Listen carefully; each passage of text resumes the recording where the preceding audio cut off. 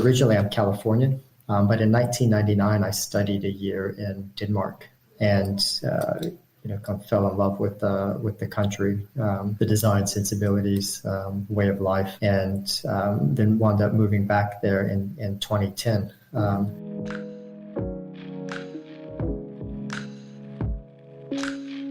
Hello everyone and welcome to another episode of the Creative Insider Podcast. In this episode, our guest will be Fred Holt, who is partner at GXN Architects, a company from Denmark, but he is more active in Australia, where he's currently based at, and he's also the partner in charge of the Quay Quarter Tower, the high-rise of this year, 2022-2023, and also a building that has won multiple other awards. GXN is one of the leading offices, so it was amazing to have the opportunity to talk with Fred. Before we start, I want to remind you that you could have watched this podcast live because we have now a little Patreon community with just a modest amount of $5. You can join the community. You'll find the link in the description.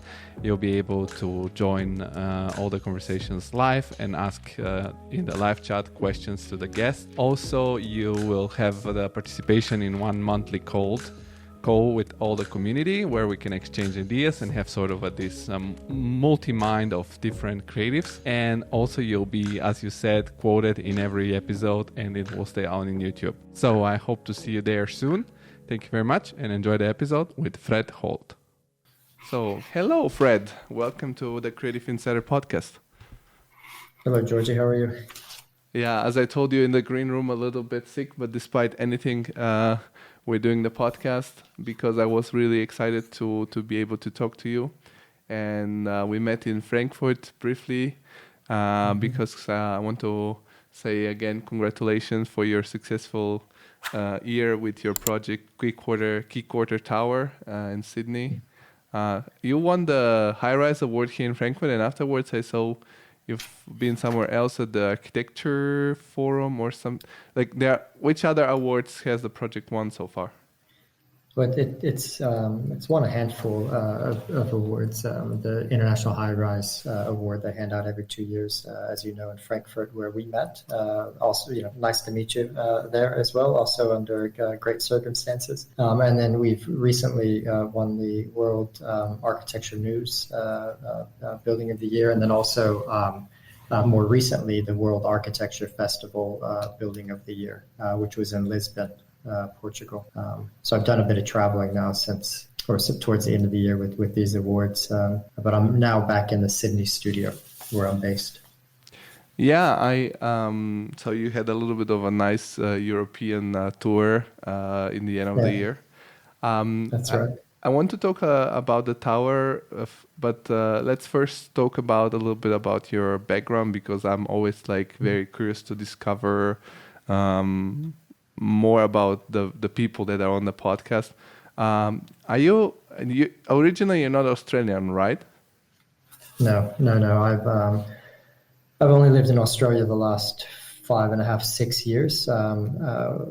After flying back and forth for 2.5 years for Quay Quarter Tower from the start of the competition until we won the project and went through the development application with the city. At that time, we also picked up the Sydney Fish Market as a new project. So as a result, opened up the studio in Sydney. And now we have a studio of 20 here in Sydney. Our main studio is still in Copenhagen. We're about 160 in total. But my background, originally I'm Californian. I studied in California as well. Did my undergrad in California, graduate school on the East Coast in the States. But in 1999, I studied a year in Denmark, and kind of fell in love with the country, the design sensibilities, way of life, and then wound up moving back there in 2010 for personal reasons and professional reasons. And I was maybe the second person in the office that didn't speak fluent Danish. So I worked on several international projects as a result, and one of which was Quay Quarter Tower, which is based in Sydney. started that competition and now just follow it through to completion. So I worked in London for a year as well prior to Copenhagen, as well as New York. So I've moved around a bit. So it's hard to say where home lies, but it's definitely in Copenhagen and Sydney. That's where my kids are in both cities. So. Yeah, I can imagine. I have the same feeling because myself, I have a very international background. So after a while, you lose like the concept of where is home. Yeah. So, but has it good sides. You can adapt everywhere quite quickly. Yeah. Absolutely. So you speak English and Danish, you said. So that was the main advantage for you to join the office. Yeah, well, I speak a bit of Danish. Okay. I'm not totally fluent. I probably sound, to most Danes, I probably sound like somewhere between a 5 and a 10-year-old. But I get by. It's good enough. It's cafe level Danish, and anything technical I struggle with in Danish. Okay. But it gets me by. So. Yeah, I can imagine because it's a very hard language. I've been in Denmark this year for the first time. And as a German speaker, you can understand a little bit, but still it's pronunciation is quite difficult. And you said so first of all, it's a very big transition, like from California to Denmark. But what was the reason for you to become an architect? Is your family a family of architects, or you just decided to go with it? Which school did you study at also? So I don't have any architects in the family. In fact, I grew up on a horse ranch in rural California. There were harness horses, so trotters and pacers. So I grew up in the country, a bit in the middle of nowhere, between two towns, Shafter, California, and Bakersfield, California. But always liked to draw. Always liked to try to find new ways of doing something. And when it was time to go to university, I applied for architecture and luckily, got in. And that was at California Polytechnic State University, San Luis Obispo, which we just call it Cal Poly SLO for short. Did a 5-year degree there, and then worked for a little while, for about 3 years in San Francisco, and then went off to graduate school on the East Coast at Harvard's GSD. Then moved to London to work, and then then I went to New York, and then finally in Copenhagen in 2010. So I've been with 3XN for 12 years now, and a partner at the studio for the last 6 or 7 years. So just took always enjoyed drawing. Always could appreciate I think buildings and what I was looking at. But it was between architecture and law as the two things I was thinking about, and decided I should maybe pursue the thing that I seemed to enjoy the most, which was drawing, and one thing led to another, and here I am. That's so funny because I was thinking between the two things too. And when I started studying the first semester, we had like actually construction legislation, and I was like quite good at that. I was thinking still like maybe I have done the wrong choice, but in the end I stick to it. So here I am. And it's interesting, the two professions, because you're taking in a lot of information, regulations, laws, opinions, and you have to turn it into something concrete. You have to form an argument, right? Or you have to form a narrative or building out of it. So they're different but quite similar. And you mentioned you had an exchange year in Copenhagen. How did that city impacted you? Because, for example, this year for the first time I was in the States, and I was in New York, and then I visited several cities around the East Coast. And the a part of New York, which is I say a city apart, like something unique that you don't have probably anywhere else in the world. The other cities like Philadelphia, Baltimore, and DC, they're quite different as the European cities. So how did that impacted you, or what kind of impressions did you have from Europe once you've been here? And in Copenhagen, which is probably one of the most livable cities in Europe and in the world. Yeah, no, it definitely left an impression. I think growing up in the States, especially rural California, the car is everything. You drive, you need a car to get around. The distance between where you live, where you need to shop, is quite extensive. I think going to truly kind of urban environment like Copenhagen, being dense, concentrated, not like New York, of course, but just in a different way.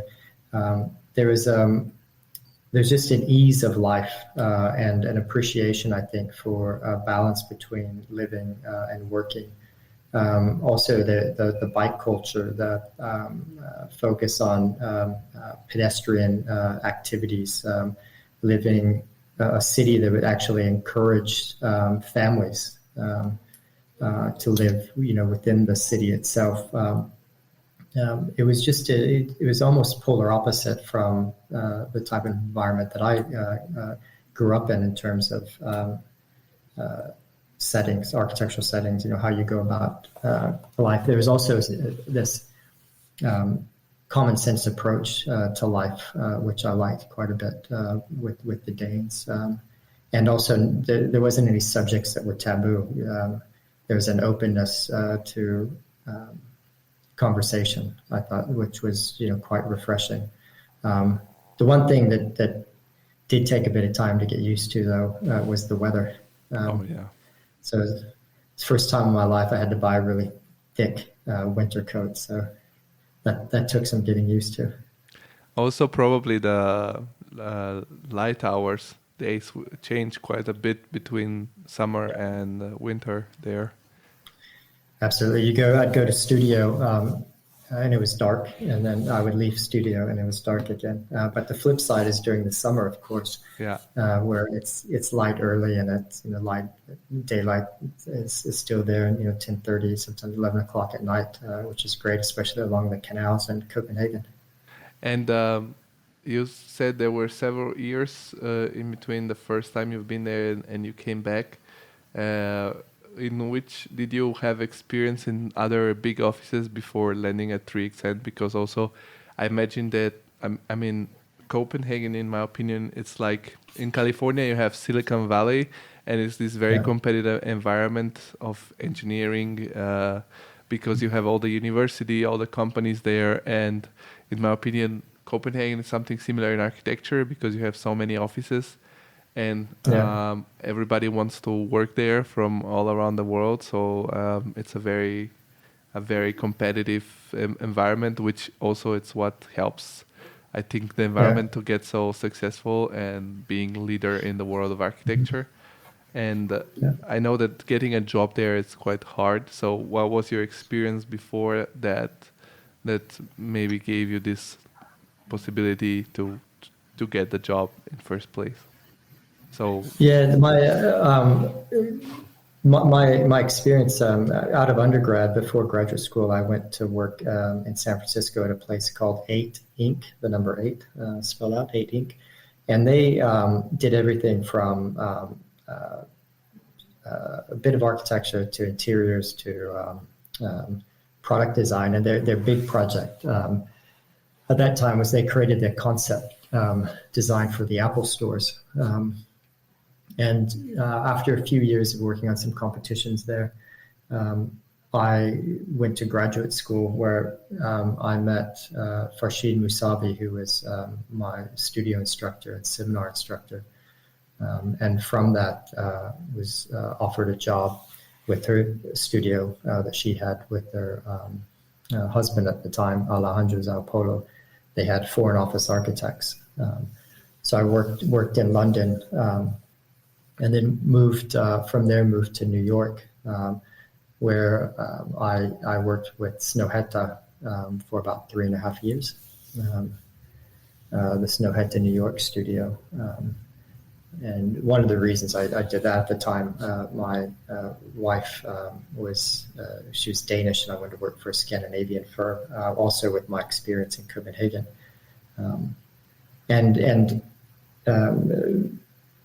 For personal reasons, we moved to Copenhagen, where she was from. I knew someone at 3XN and asked for a tour, and I took my portfolio with me at the time in 2010, and I dropped it on one of the partners' desks and said, I'd love to work here. And it just so happened that they a couple of days later, they called me and they needed some help. So my experience in Copenhagen has only been with 3XN, but I think the jobs I had and the types of projects that I worked on previously as a young architect helped with getting my foot in the door at 3XN, and the marriage didn't last, but my work at 3XN, the Danish office, did, and that's what brought me over to Sydney, where I'm now the director in the Sydney studio, running the projects over here. I see. And I saw you. You said before you participated in this project. Was this the first project, Quay Quarter Tower, that you participated in this competition and the fish market? Yeah, so the Quay Quarter Tower came first. Before I was at 3XN, there was one project I think that the office pitched for, and in fact I know that they pitched for it, and we weren't successful. It was also we felt it was a long way to go from Copenhagen the time, because we were starting to work on international projects probably 10 years ago, maybe even about 12 actually, about the time I arrived. And we first turned down the competition for Quay Quarter Tower. We thought it was at the opposite end of the world. The competition fee, we thought maybe it could be a bit higher. But luckily the client came back and kind of agreed to a fee that was appropriate for the competition, and wound up winning the competition. And then from that, we were recommended by some people that actually worked on Quay Quarter Tower. We were recommended to compete for the fish markets, and as a result, there was a long list of 12 on that project, and then we interviewed for that, and luckily won the Sydney fish markets it's about nearly 5 years ago, actually.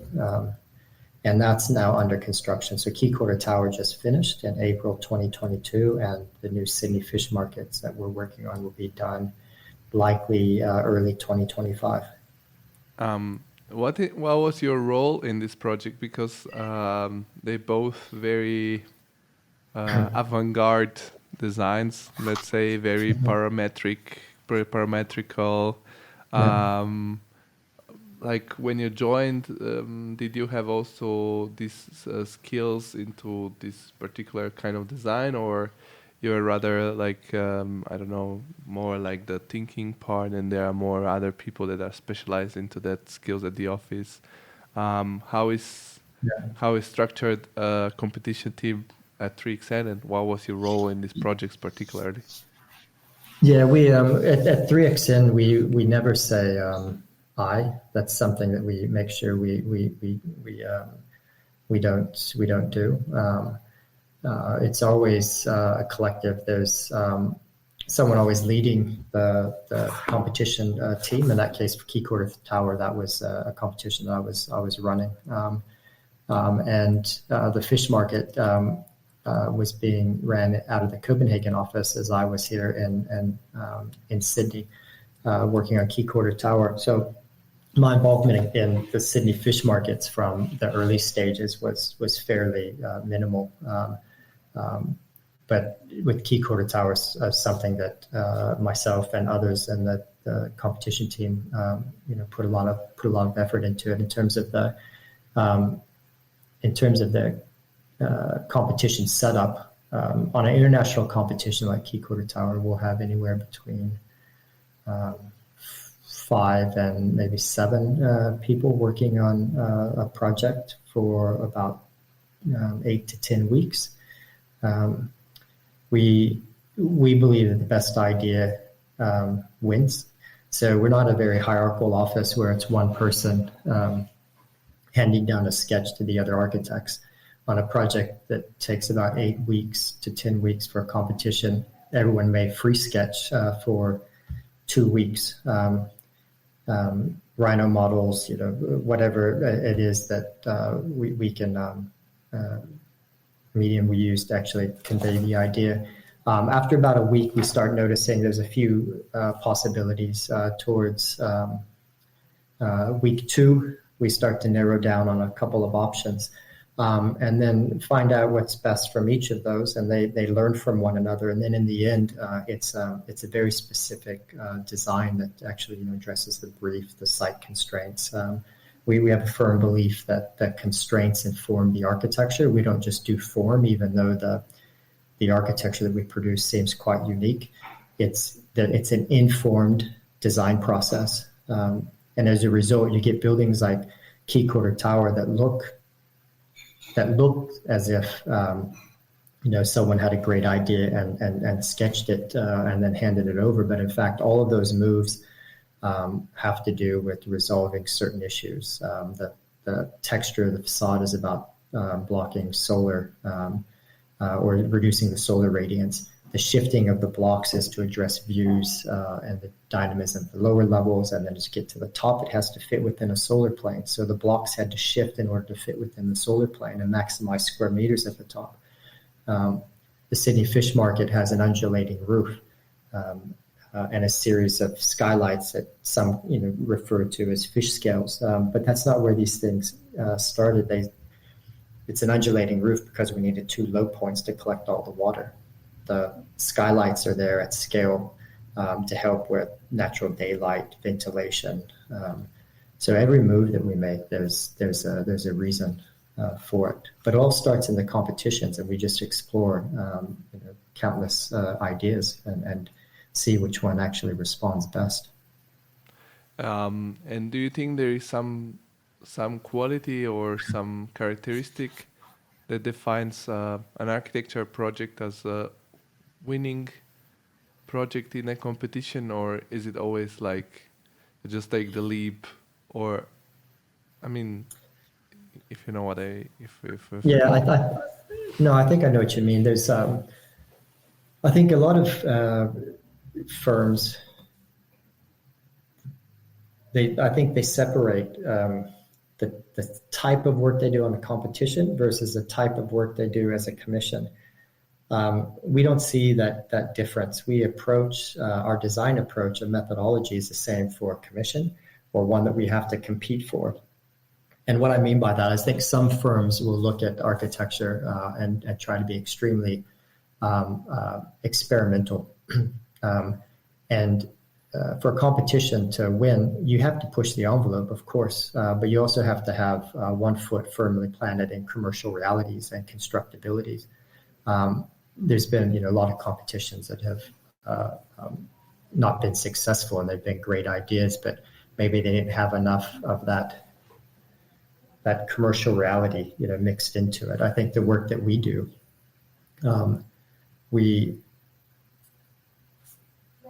we're always testing and pushing boundaries, but it's not for the sake of creating architecture that architects like to talk about. We don't do a cantilever because we want to, or we don't do the largest span because we want to. Those things have to be informed by the needs of the program, the site constraints, the conversations with the clients. We believe that everything that we do needs to enhance the program, and it has to enhance not just the site that we're on, but it needs to enhance the precinct. Georgi, you've probably heard us say architecture shapes behavior. That's about the user experience, and we feel strongly that every project, commission, competition, should address the user experience, because it's not a successful building if the users don't enjoy it, right? And it's not a successful design if it doesn't enhance the area. So those two things, and then allowing the constraints to inform the form or how we drive our designs. And that's commission, competition. To us, we treat it the same. Yeah, there is did that answer your question? Or? No, yeah, totally. There is actually a quote that I used in my master thesis from Churchill, which says, we shape our cities and then our cities shape us. Yeah. So it's like that exact concept. And we use that one in our presentations as well. So yeah, so see, I could work at 3XN. You could, that's right. This is like a podcast / I'm applying for a job. No. Interview. Yeah, absolutely. Come on over. It's probably warmer in Sydney than Frankfurt right now. I'm down for it to work like the winter months in Sydney and to go back to Europe in summer. That was always my dream. That's great. My dream is if I ever become super rich, I'll buy a house down there to come in the winter. And until then, come on down, and we've got a place for you. In fact, I having gone through about 5 Danish winters, when I started working on Quay Tower, I realized that I could break up the winters, and I could, when it's cold in Copenhagen, I could come to Sydney where it's warm, and that was great. But then we opened the studio here, and then I met an Australian girl, and now we're together and have a child. So I think warm weather is where I'll be for the next while. And in Australia, never gets cold, or does it? Yeah, well, it does. It's all relative, right? So I remember one of the Norwegians at the office in Copenhagen, I was complaining about the cold, and Auden, he's a partner at the office, he said, Fred, there's no such thing as bad weather, just bad gear. And that's absolutely true. So here in Sydney and Australia, the houses aren't designed for cold weather, but the coldest I've ever been was a winter in Sydney, because the house wasn't insulated for it, the floors were concrete. The sun wasn't hitting it during the winter, so it was just cold. It was single pane windows, air infiltration. So strangely, I've been colder at night in Sydney than I have been in Copenhagen, where the homes are built for it. You have the gear. So yeah, the temperature-wise, it's not as cold, but it didn't feel like it. The same for me, because I've grown up in Italy, which also it doesn't get as cold as here, but when it does, because you don't have the same kind of build quality, sometimes it must be more uncomfortable as in winter in the northern countries. And 3XN is famous for this Danish informed design with very big focus on sustainability, livability, enhancing the city. What is the Australian approach to these kind of topics compared to the States and Europe? Because also, I mean, it's the newest continent, so to say. But I'm gonna say differently than the States. Some of the most well-developing city in the world are also there. I know Melbourne is quite focused on these topics and is doing pretty good. Yeah. How is Sydney and how is the Australian market? Is that why projects like the one from the Danish companies are quite commercial? They are fitting the market. I think so. I think the Australian commercial office market, let's say, is I think much more progressive than other regions in the world. I think especially New York. I think New York is, or some of the bigger cities in the States, I think, are starting now to think more about that ground level user experience. For some time, obviously in New York after 9/11 or major cities, lobbies, let's say that front door of these big commercial towers, they started to close off, become more introverted. I think things are starting to change there a bit now. But in Australia, they very much want to create a point of difference, and they acknowledge the value in having a ground floor and lobby and first few floors that are really active, and they're about social engagement. And if you have a place that feels like you have some agency, some point of choice to choose a slightly different place to work, rather than on your floor, you could work in the lobby or your third spaces, or even on the outdoor terraces. These are all benefits that add value. There's a certain cost associated with that the developer has to pay for, but they get that back in terms of revenue because it's a better place to work. Tenants seek out places where their staff are going to be happy, places that focus on collaboration and well-being.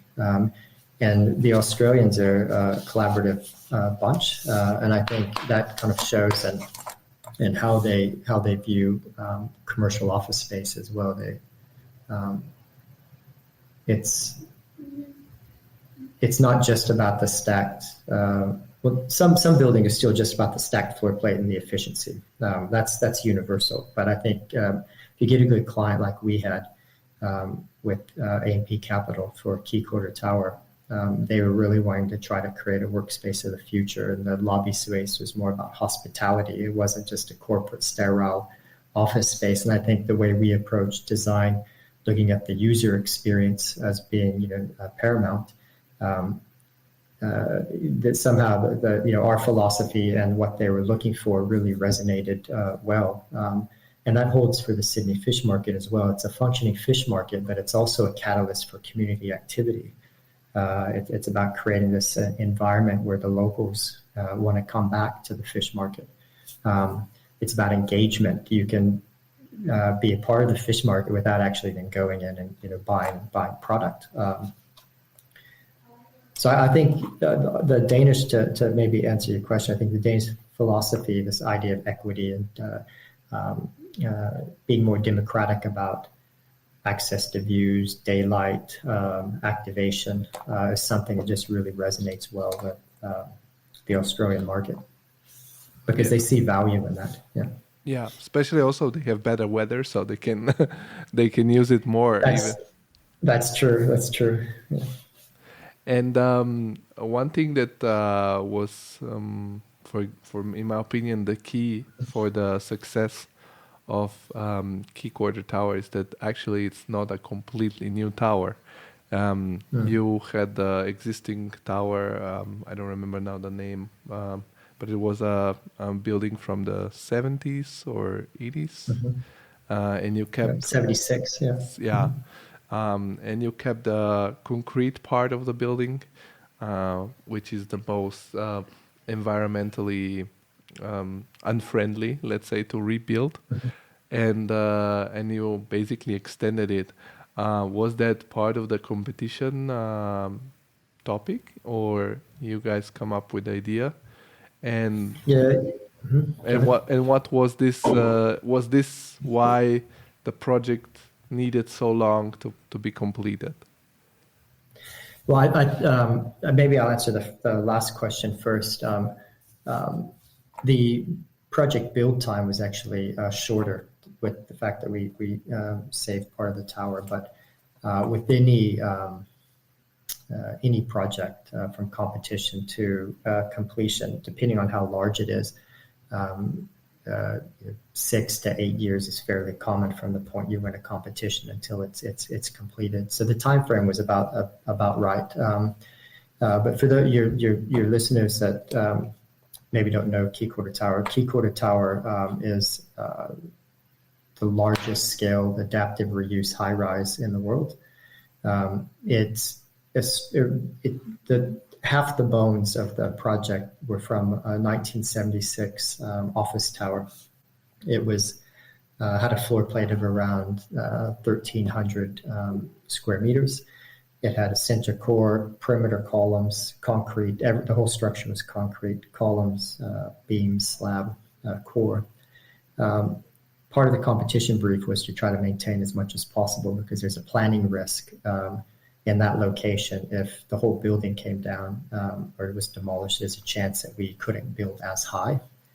And you can imagine on the world's most recognizable harbor, Sydney Harbor, the Opera House, the expansive view, the harbor bridge. You want as many floors and as many square meters at the top of the building as possible, because that's where the developer will make their return. So the brief was to try to maintain as much as possible, and which is what we did. So we chopped off the first third of the building towards the harbor, which chop off a third, save everything behind that. So the core, which is the main structural element, plus the perimeter columns. And then we grafted on another 1,200 square meter floor plates. So the floor plates at the base of the tower and at the top are about the same at around 2,000 to 2,200 square meters. And then we cut these atria out on the northern floor, because you can imagine you have a really deep floor plate. It's the daylight in the center of that would be relatively low. So by cutting these atria in, we not only created a sense of community or this sense of a vertical village, but we also allowed daylight deeper into the space. And then the former building, the existing building or retained building, was towards the southern end. So in retaining a building, it was partially retaining a building, it was nearly 50 years old. We've extended the life of the building now. It'll be 100 years old by the time the building's reassessed to see if what will happen in the next 50 years with it. And we were actually quite fortunate, because the building was in fact all concrete. It had good floor-to-floor heights. The concrete was actually stronger than it was designed for. So concrete gained strength over time. So all of those factors that may prevent this sort of thing from happening, it was all there. And in doing that, as you know, Georgi, we saved 12,000 metric tons of carbon, and that's huge. That's about 3 years of operational carbon. It's something like 4,500 flights, equivalent to 4,500 flights between Copenhagen and Sydney. But it's doing a lot of things. These stacked blocks create this vertical village. So socially, it's great. It enhanced the precinct in Sydney. So it's also a form of urban transformation or urban regeneration, because now this part of the city was underutilized, has new restaurants, activation. And then from an environmental point of view, we've saved all this carbon, and now we've shown the world and the building industry that you can, in fact, create something new. What's old is new again. And I think the hesitation is it's complicated. There's risk because of the existing structure. But if you mitigate that through a digital twin, lots of samples, making sure the structure is what it needs to be, you can mitigate that risk and then build something that actually also knocks time off your build program. The Quay Quarter Tower, because we retained 2/3, took a year off the build time. And that's the estimates around somewhere between 150 million and 200 million that it saved the developer just in build time. And it also meant that they were generating revenue a year sooner for the tower. So reusing an existing tower, it's good for the environment, but economically it makes a lot of sense as well. And we hope that that's the legacy of this project. We think it looks quite stunning. But that's not where it started. It has to be layered with meaning and purpose. And we hope the legacy of Quay Quarter Tower is it shows that there's a different way to approach high-rise designs. We have to drastically reduce our carbon in our industry. We're a third of the global waste. 37 to 40% of the energy-related carbon is from our industry. We need to reduce global temperature rise, and the way to do that for our industry is severely cut your carbon, your embodied and operational carbon, and Quay Quarter Tower does that. Definitely. I've been doing a lot of research on environmental topics and sustainable development in our field, also for the office I work at, because we have an internal sustainability experts team, and because it's gonna be a very important topic in Europe in the next years. It's gonna get more regulated, and of course, one of the topics of sustainable development is, as you said, not only has to be sustainable, it has to be profitable, because you have to keep the economy running while doing it better. I'm curious if you can share, I don't know if this question can be disclosed, if your contract with your client, because I can imagine that the construction side of a project like this, you have to first plan everything, and then you start building it.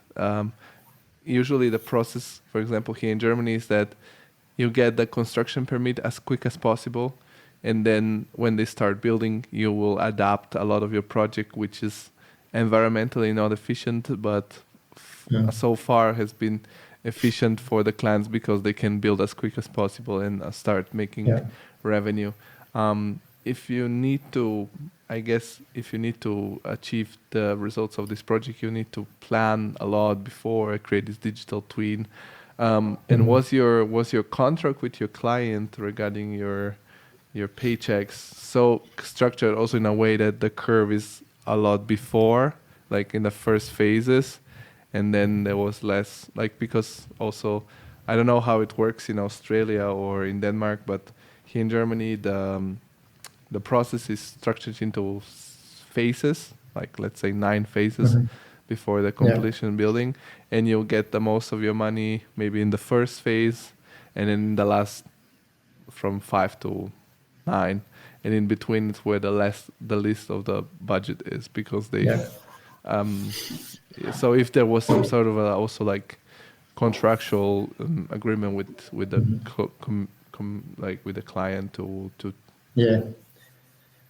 it's a good question, Georgie. We don't get asked about that very often, but it's 3XN does a lot of work in Germany, of course, and we know that that's you can win a competition, but then you still have to win the contract negotiation as well. We have a project in Japan, and the way it works in Japan, it's very similar to what you just mentioned in terms of front end work. So,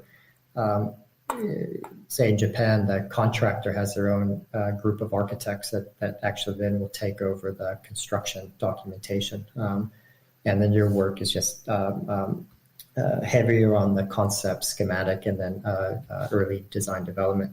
In Australia, the model is typically design and construct. So you put a huge effort into, obviously, the competition, winning the competition. From there, there's a schematic development period and a development application, and that takes some time to actually then work through dialing in the square meters, dialing in the costs, putting the planning proposal together for the city. And so there's a lot of work that goes into that. The contracts are always set up for each one of those stages, but typically the way the contracts are structured is, half your fee is at that front end. Then after the development application is approved, then you then are paid to see it through construction. And we also had another architect that we were working with during that period of time, which was GXN Architects out of Sydney. They were the executive architect on the project. But we typically like the front end our fee towards the early stages, because that's where we bring all the value. That's where we bring all of our ideas. So we don't always get it our way in terms of doing that, but we feel that's where every architect adds that initial value back that a client would get, in revenue. So we try to front end our work just to, again, because that's where we think we add the most value is talking through the user experience and what's going to bring the client, additional revenue per square meter. Yeah, I understand. And you said that this first competition then gave you the recommendations for doing the fish market, which you also won. Are there other Yeah. projects that you have now in your portfolio coming up in Australia due to these two projects that have been successful? Yeah, one of the things that we're quite proud of at the office is we have a lot of repeat clients. So that I think talks about the value we add to their project, our design philosophy, but also how we work and how we deliver projects and how we're collaborative. So we have clients that keep coming back to us. We won a project at UNSW, which is the student academic and administration building, which was going to be the new chancellery building. That stopped right just as COVID hit, unfortunately. But that came from someone that knew of our work, invited us for a competition there. We also have work with another developer that originally was part of AMPC. They also liked how we collaborated and worked, and then gave us some commissions for some commercial buildings. We're doing a master plan. We're working on projects outside of Australia as well, the APAC region. So Quay Quarter Tower, because of how we worked, our design philosophy, our workflow, our methodology, collaborative spirit, we've gotten a lot of work out of that. And we find that's fairly consistent with all of our studios, actually, that we have globally. Sydney and Copenhagen are the largest two studios, but we also have one that's gaining a lot of traction in New York, and then also London, and then we have a project-based studio in Stockholm. And what is the situation with the Australian market right now? Because here in Europe, due to the energy crisis and due to the post-pandemic effects of inflation, let's say we are ahead of a little bit of harder months than usually, or I don't know, maybe years.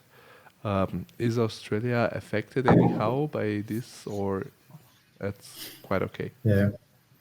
No, we are. I think there's still a lot of interest in projects. I think some have been pushed a bit. Construction, it's not the best time to have projects under construction because of price escalation, cost escalation. It's about at anywhere between 15 and 30%. And where Australia is affected in a similar way to the rest of the world. In fact, maybe even a bit more just due to proximity. We're so far away, rather, that it always took a while to get supplies that weren't based in Australia to Australia. But as we know, with China's zero COVID policy, that hurts the supply chain. The really unfortunate war that's currently happening has also disrupted supply chain. I mean, that's nothing in comparison to what those that are involved in it are going through. But yeah, there's it's impacted us like everyone else, and maybe again even a bit more just because Australia is a bit remote.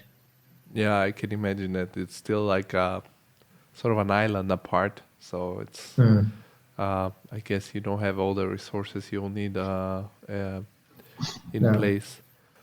And you mentioned you we also had the bushfires, which made the timber prices go up as well. A few years ago when they had all of the large fires. So that's something that's added to the cost escalation here as well as labor shortage, because Australia had completely shut off their borders for a couple of years. I remember. So there's a lot of factors that go into it. Yeah. I remember during the pandemic here, there were these fires. I think there were floods also, and there was some infestation of some animals also. Yes. I mean, Yes. here when I was seeing the news from Australia, it was like Armageddon is going on there, and Yeah. then Djokovic was in prison in Australia, so Yeah. so basically, very interesting situation. D- Yeah, but despite all of that, Australia is a fantastic place, actually. So, Ne- come visit, drop by the studio, I will say for hello. sure. Yeah, I'll send my portfolio yeah, do eh, that, do that. in Just drop it in the chat. So, in fall so that I can come in winter and yeah, it would I it highly recommend it. So, for me it would be very interesting to celebrate Christmas in summer. That must be something really unusual for someone that's used the other way around. I mean, I don't know, you're from it California, so maybe it's different. Well, again, it's all relative, right? So winter, where I'm from, it would drop to zero, freezing, but then warm up to about 15 degrees during the day. But it was still cold during Christmas, or the end of the year. But I still can't get used to. I've gotten used to one thing about Australia is driving on the left-hand side of the road. But one thing I can't get used to yet is being really hot walking around the city and then turning the corner and there's this Christmas tree. The two, being hot and seeing a Christmas tree, just I can't compute. That just doesn't register with me yet. So Yeah, maybe a few more years. Yeah. that must be funny. Mm. It is, but going to the beach for Christmas, that I can deal with that. So.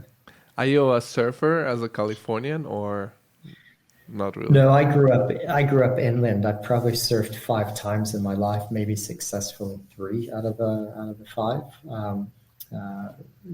Uh, so I don't surf. I don't scuba dive yet. But I need to do something other than just work when I'm in Sydney. So it's on my list. Maybe it's a New Year's resolution. Yeah, be careful though, because there are a bunch of like Yeah, crazy animals in yeah, Australia. I'm yeah, I'm yeah, like a absolutely. very conservative person regarding that stuff. I'm like, if why should I endanger my life? Like, no, I can watch a documentary. I know Yeah. it's like a little lame, but it's okay. My son's here now, and daughter that typically living in Copenhagen. They're here with me for their summer or for their winter break. And my son's brought his Australian, book of insects and animals that can kill you. And so he's pointing out everything that we could step on when we're in the ocean. So I think I'm taken care of. We know what to look for. Great. Um, you mentioned before that as an executive architect, you had to collaborate with another office. Mhm. By now, did you get yourself your license in Australia, or you have some Yeah, we're. person there that's already licensed? Mhm. How does it work?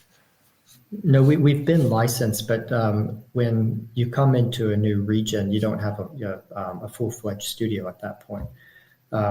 So with the first two projects, we were flying back and forth. We weren't large enough here, so we teamed up with someone that could help us with the local rules, regulations.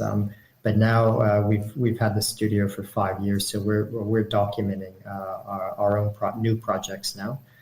So we're full-fledged licensed office here in Australia, New South Wales. How does it work in Australia to get the license? You just have to.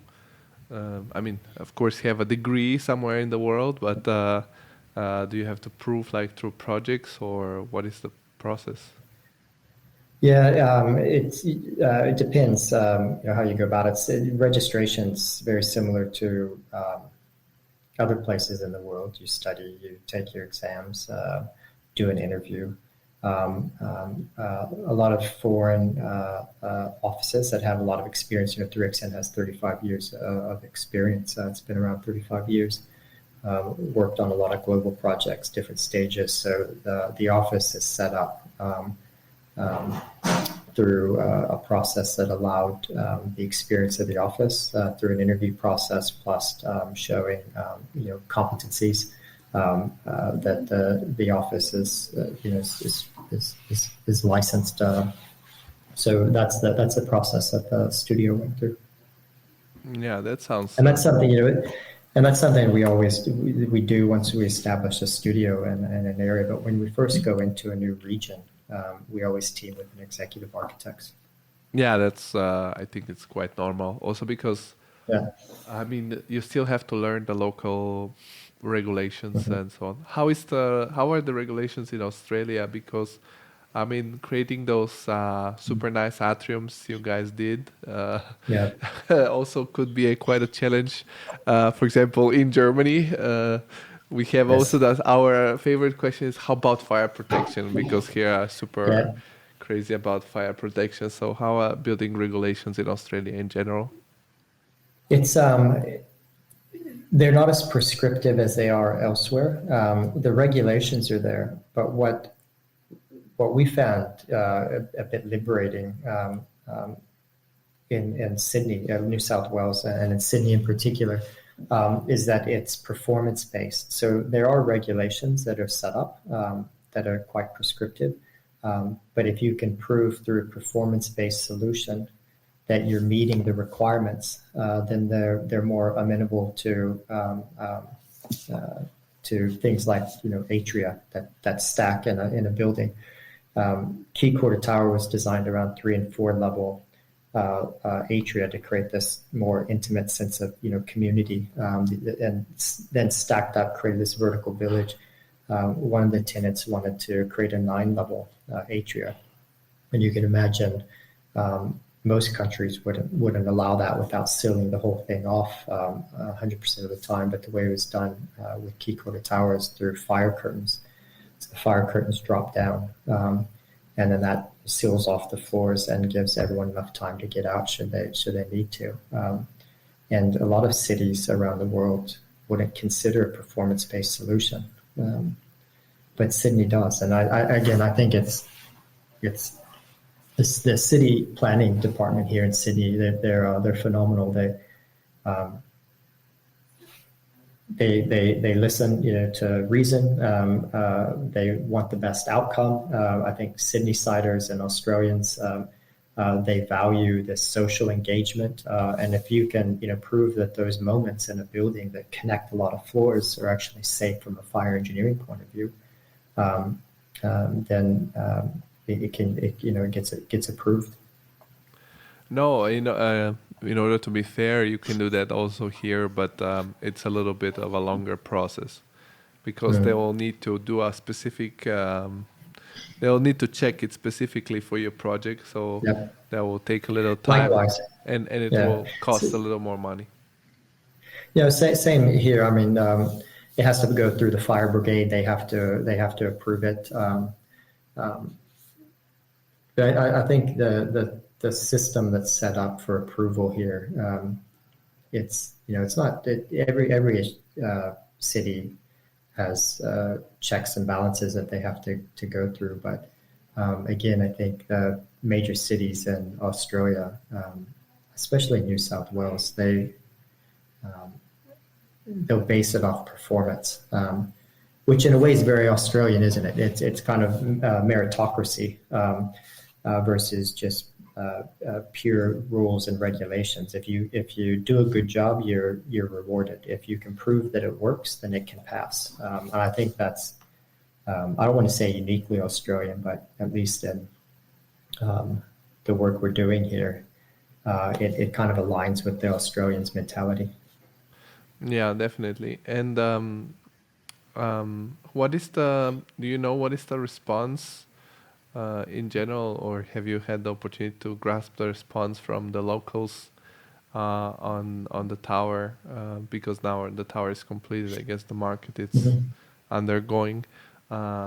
Because it's like there are several images of the project. I probably will put into the edit of the podcast so people can see them. But the project is sort of like part of as you said, it's the opera house is very close, and also the project has this shape that doesn't compete with the opera house but kind of completes it. It's like a an opera house in vertical, because the opera house is more like a horizontal repetition of certain elements, and the tower is sort of the spiral of these triangular blocks. So if you have had, if there was some resonance in the city, particular for the tower, because it's a new icon of the harbor. Well, we're fortunate in that it's a stone's throw from the opera house, and in fact the design actually makes sure that it captures those views. The facade makes sure that there's no blinds coming down, so you could always look at it. I think you said that it complements the opera house. I think we're always very careful to compare it to the opera house, or say it in a way complements. I think the opera house is still one of the best buildings, most recognizable buildings in the world, and we're very fortunate to be a Danish firm that's built so close to it. But the feedback that we've received, the press that it's received locally, has been really positive. I think a lot of that has to do with the story behind it, the narrative of saving, retaining 2/3 of the existing high-rise. The story is about sustainability, environmental sustainability. But I think what's also driving a lot of the praise is it really enhances part of the city. You have Circular Quay in Sydney, which is highly active through tourists. You have the CBD, which is the business district, and this block or two in between actually was underutilized. So it's actually brought a lot of life back to that part of the city. So it's enhancing its surroundings. I think people see that it's more than just a unique form. And they might not know why the form's there. They might not know why the blocks stack and shift to address views and fit within the solar plane. But we haven't heard any negative criticism. The users of the buildings actually seem to love it because of the internal spaces that it creates and the sense of community it builds, which is the idea. But yeah, I think that when you're referring to the Opera House, obviously the Opera House has a series of repetitive forms, right? The shells. Our tower has a series of stacked blocks that shift, that have these acute angles to them to fit within the solar planes.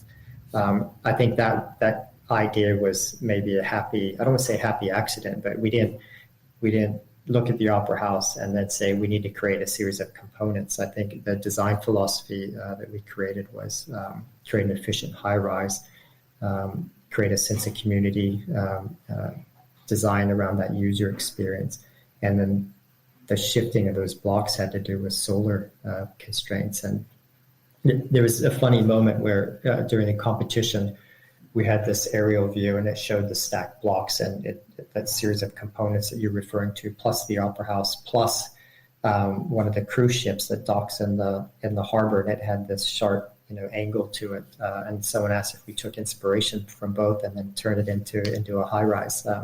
Again, I think those were happy accidents, but we like the comparison, saying that there's an intelligence to the Opera House, right? The same spherical shell produces all of those sails, shells, whatever we want to call them. We've done the same thing. We've taken a very efficient form and essentially stacked it up. So I don't know if that no. That's question, perfect. I mean, I think that the really great projects, they have some details, some elements that maybe were unwanted, or they, as you said, they were happy accidents, but they fit so well that you think, oh, this is so perfect. Like, we didn't want this, but we achieved it, and this is much more than. So I think it's like when you create the perfect, piece of the puzzle, and you put it, and you say this is like perfect. I'm curious also. Now you explained that 3XN has expanded in Copenhagen, London, New York, Australia. Is there a lot of cooperation between the offices? How do you do it with the time zones, and how do you keep the same standards all around the globe? Because I guess that you should have some sort of procedures and standards of operations that you have running everywhere. Yeah, no, it's a good question. A 3XN project is a 3XN project. It doesn't matter what studio it comes out of. And the reason I say that is it's important for us that if we do go into another region or city, it's not just, we don't want to do it just to expand. We've gone into the city because we've picked up, a flagship project. And in terms of Sydney and Copenhagen, there's a lot of collaboration between the two studios. I'm also the conduit that the link between the Copenhagen headquarters where I started, and that methodology coming into Sydney and making sure we have that same methodology, that same method of working that they've that I had when I was working there. These large scale projects, we always will collaborate. It's between the two studios. So Copenhagen and Sydney will have half the design team here, half the design team in Copenhagen.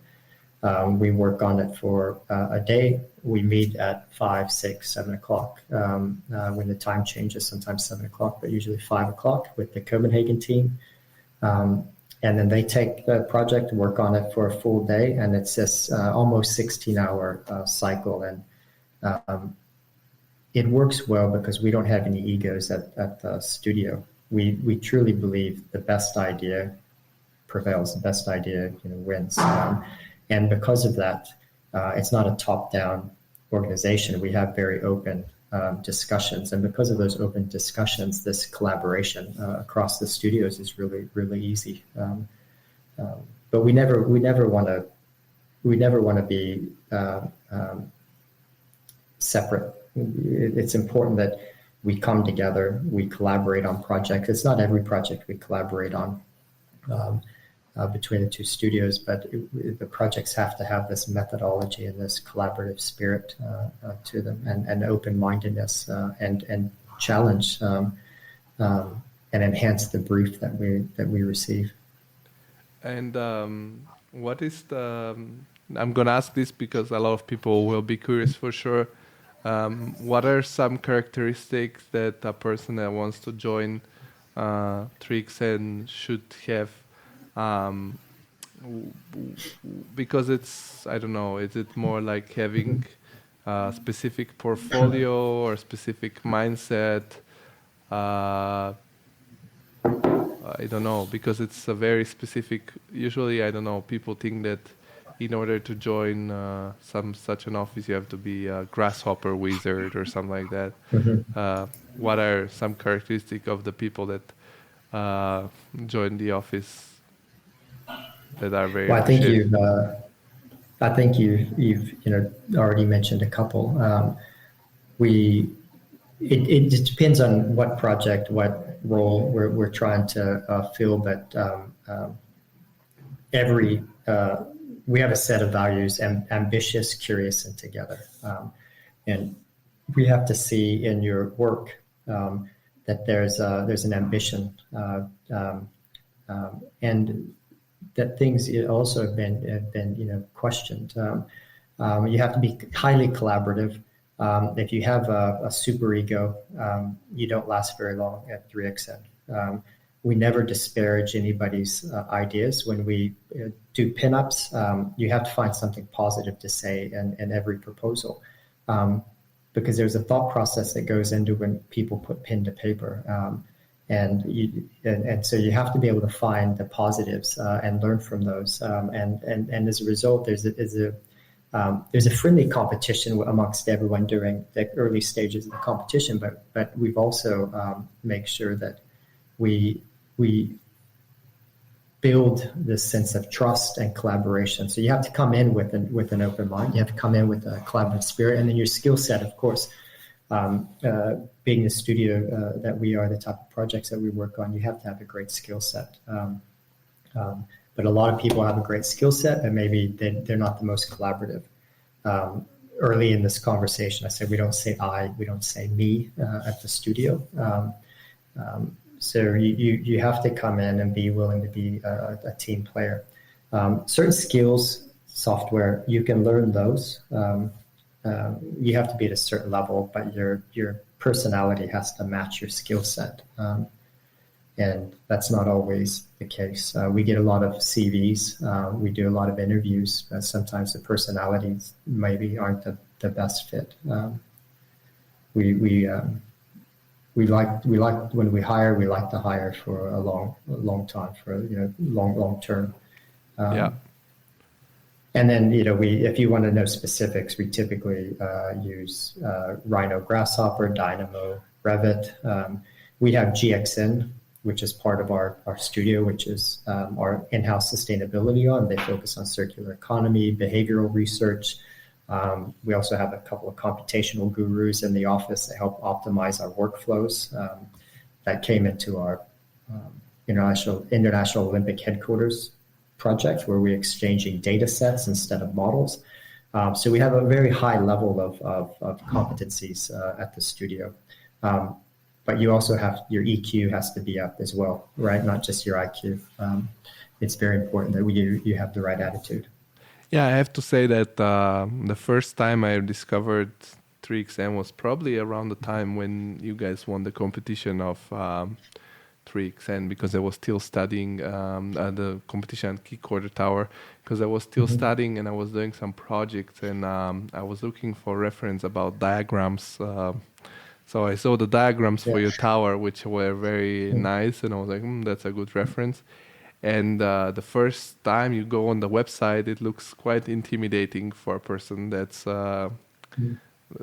see it for the first time, because all the projects look like, they look great, but they look like spaceships, like it's like some sci-fi portfolio.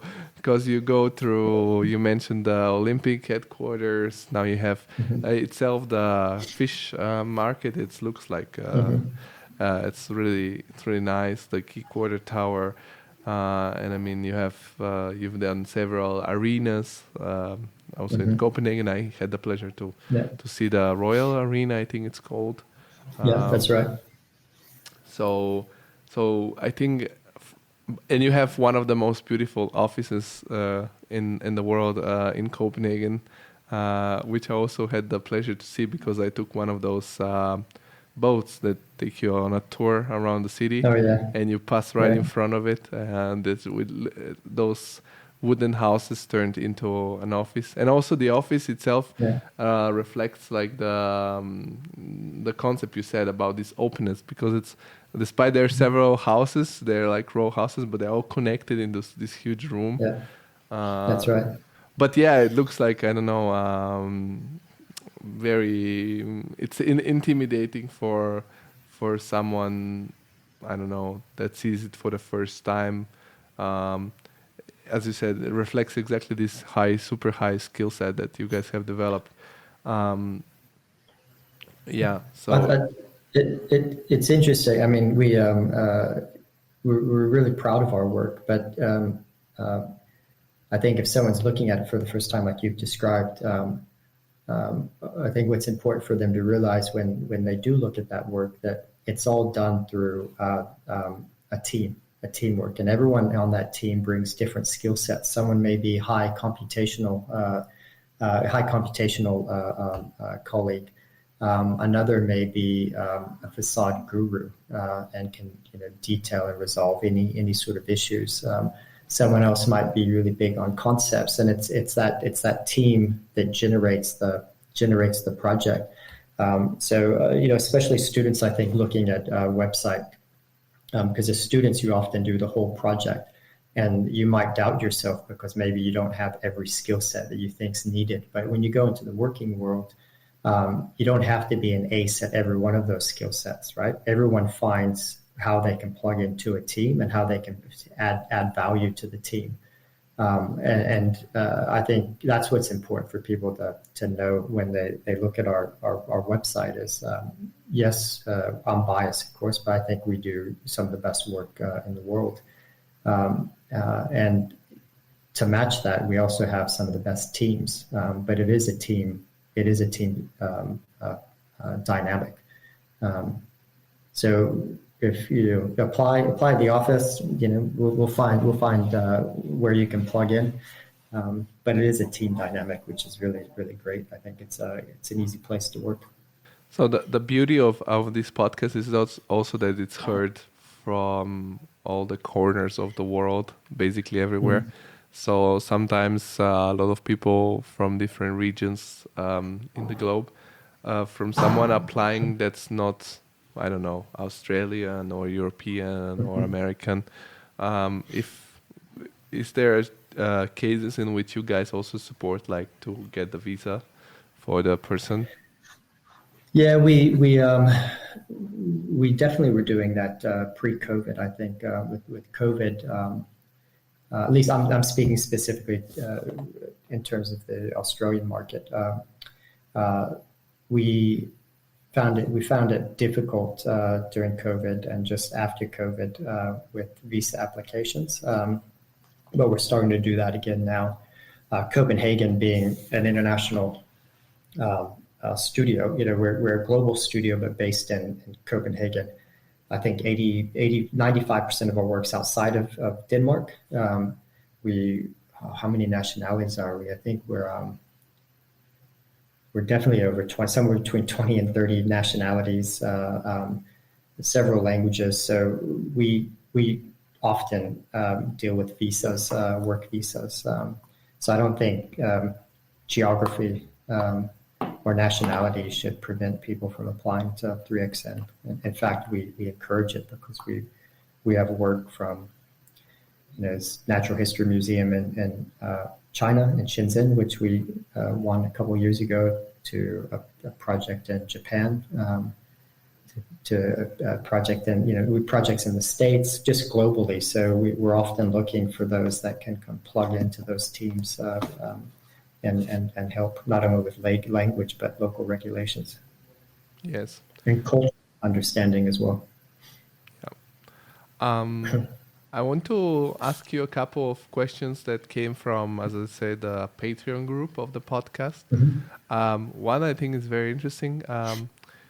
It says the following: if you had the chance to start your architecture career again, is there anything you would change? Is there anything I would change? It's kind of an existential question, I suppose. No, I probably wouldn't, because everything's led to where I'm at currently. Every job I've had, every firm I've been with, every project I've taken on has taught me a lot, and I've learned along all of those. I think one thing that's important for everybody as they're developing as a young architect is to, of course, plug in where you can, but if you're not passionate about what you do, then you need to find a firm or a city or a place that can help drive that passion. I've been fortunate in that I've lived in some great cities, and now with 3XN for 12 years, worked on some really interesting projects. I was, I guess, really fortunate. I've been doing what I've wanted to do, and I think it's important that people pursue what's best for them. And if their current firm, isn't doing that, then look elsewhere, or try to work, push really hard for the projects that you're interested in, and try to develop those in an interesting way, actually. And ideas don't come from the top, right? It's a team dynamic. So if you have ideas, push it, but also try to learn from every project and everybody on the team, because everyone has something to offer. Yeah, indeed. Another question is, can unbuilt projects, for example, idea competitions, change architecture? So I guess the question here is also if just ideas can have an impact on how architecture is done, or in your opinion, the buildings has to take shape and be like proved of reality, and then they have some impact. No, I think unbuilt work can can promote ideas for sure, because it gets conversations, and it starts conversations, which eventually work their way into projects. I don't think I said earlier that the way we approach our work is we push the envelope, but it always is grounded, with one foot firmly grounded in commercial reality. The other one's firmly planted in this social dynamic. But I think we can learn from unsuccessful bids. We can learn from competition bids. I do think with our profession, that's what's so nice about it. Actually, there's a theoretical side. There's a commercial reality side, or a built side. When those two things come together, praxis, I think that's what interests me. But I'm all for promoting architecture in a multitude of ways. I think dialogue is important to push any discipline, architecture included. And the last question we got from the Patreons is if winning a competition, it's a good starting point for your own office, for your own company. It is, but I think now that definitely probably held true, a decade ago. But I think now there's a lot of young practices that have become recognized and actually promoted their work through social media. I think it has such a reach that younger firms are getting more commissions. Because their work's actually reaching a larger audience, where previously it had to be a competition, and that was then advertised or promoted in architectural press. But I think now everyone, in a way, has that opportunity to promote their own work and tell their own story and narrative. Competitions are great because it's if you win it, there's a better chance that project will get built. When a project's built, it usually leads to more work. But there's so many ways, I think, now to promote your own narrative, whether it's theoretical or built work. There's more opportunities out there now. No, yeah, indeed. We have had also a couple of people that have started their offices through social media on the podcast, and I was really fascinated by this. Well, Fred, we like to end all the conversations with a positive note. We collect this sort of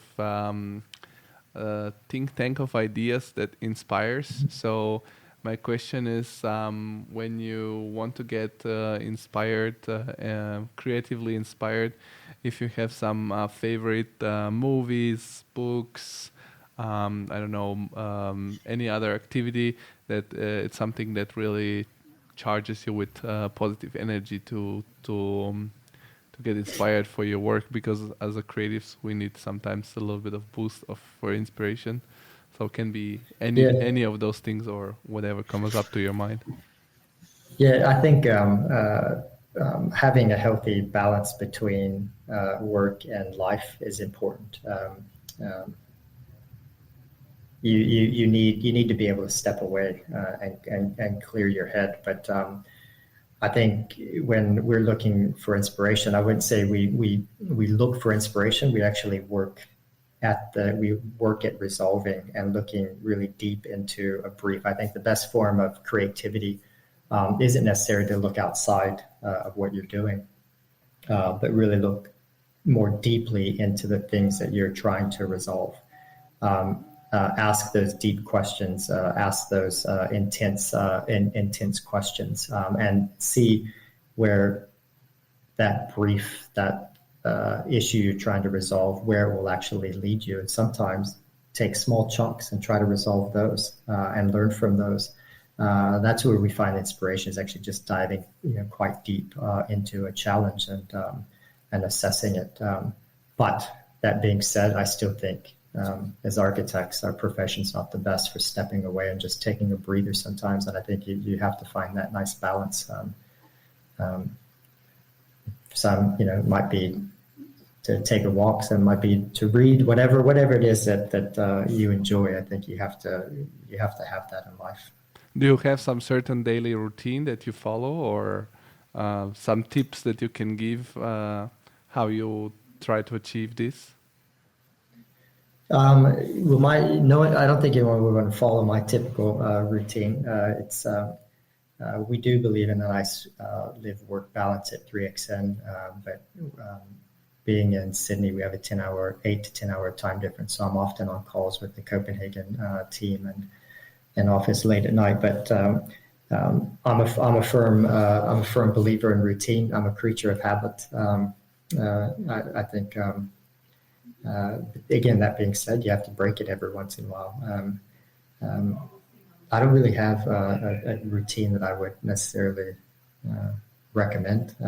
Get up early, go work out, get to the office, work hard, look deeply into the thing you're trying to resolve, and the answers will be there. And then go enjoy a nice dinner, a nice glass of red wine, and I think that's a life set up for success if you work hard and enjoy life afterwards. So. Yeah, that's a great note to end our conversation. I want to thank you very much, Fred, for your time, and I want to tell you that every guest that comes on the Creative Insider, it's welcome back anytime they want to share new news and new ideas. So thank you very much, and hope to have you back on in the future to talk about the next great projects you guys have completed. Thank you. Thanks a lot, Georgie. Really appreciate it. And thanks for having me. Have a great rest of your evening. Yeah, thanks so much. Thank you. If you want to ask some questions to our guests too, and have access to the live podcasts or early access to the unedited and uncut podcast episodes, you can do that now by just joining our Patreon community. I'll leave you the link in the description of this video. If instead you just want to enjoy free videos here on YouTube, here is another one. And don't forget to like this episode, subscribe to the channel. That means the world, and you're supporting the conversation about creativity and business. Thank you very much, and see you with the next one.